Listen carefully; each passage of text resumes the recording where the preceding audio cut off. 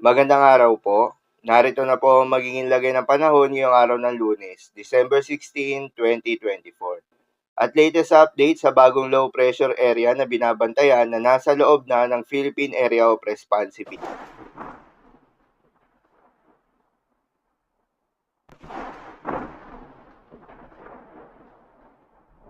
Sa kasalukuyan na tayo sa pag-asa, patuloy na nakakaapekto itong shear line o yung salubungan ng malamig at mainit na hangin sa may eastern section ng Southern Luzon.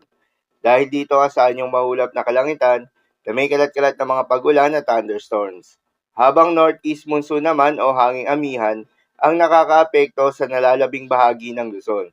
Dahil dito asahan naman yung maulap na kalangitan na may kasamang mga pagulan. Intertropical Convergence Zone naman ang nakakaapekto sa buong bahagi ng Mindanao. Dahil dito asahan naman yung maulap na kalangitan na may kalat-kalat na mga pagulan at thunderstorms.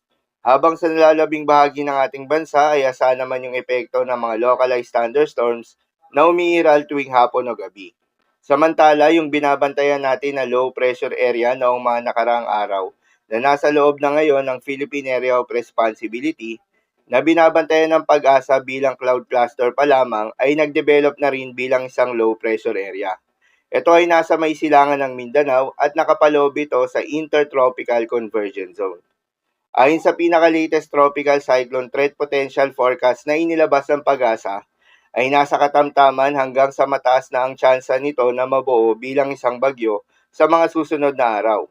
Inaasahan na tatahakin nito ang Northern Mindanao, Visayas at Palawan area, kaya naman sa mga nabanggit na lugar maging handa na po tayo sa posibleng epekto ng nasabing sama ng panahon. Kung sakaling maging bagyo nga ito, ang susunod na pangalan ng bagyo na gagamitin ng Pag-asa ay Bagyong Kirubin. Paalala lamang po na ang mga nasabing forecast ay posible pa pong magbago. Kaya naman patuloy lamang magantabay sa mga update nating ilalabas at ng Pag-asa.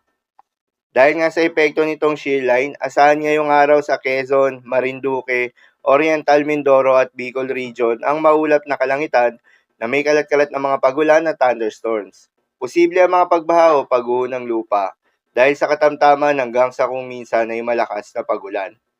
Habang sa Eastern Visayas, Central Visayas, Northern Mindanao, Sorsogon, Caraga at Davao Region ay asahan rin yung maulap na kalangitan na may kalat-kalat na mga pagulan at thunderstorms. Dulot naman yan ng Intertropical Convergence Zone.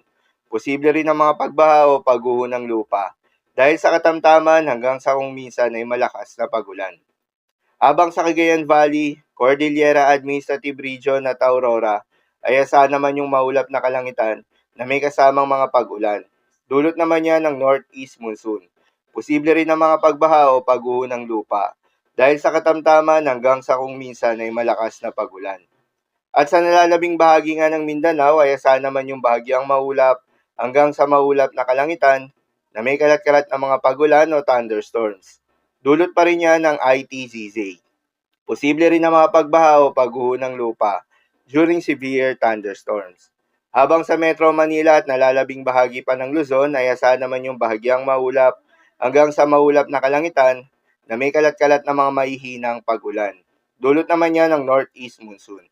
At sa nalalabing bahagi naman ng Visayas ay asahan yung bahagyang maulap hanggang sa maulap na kalangitan na may kalat-kalat na mga pagulan o thunderstorms. Dulot naman yan ng mga localized thunderstorms. Posible rin ang mga pagbaha o pagguho ng lupa during severe thunderstorms. Madalas, nabobo ang mga thunderstorms na ito tuwing hapon o gabi na nagtatagal ng 1 hanggang 2 oras. Kaya naman ingat sa mga posibleng banta ng pagbaha at pagguho ng lupa.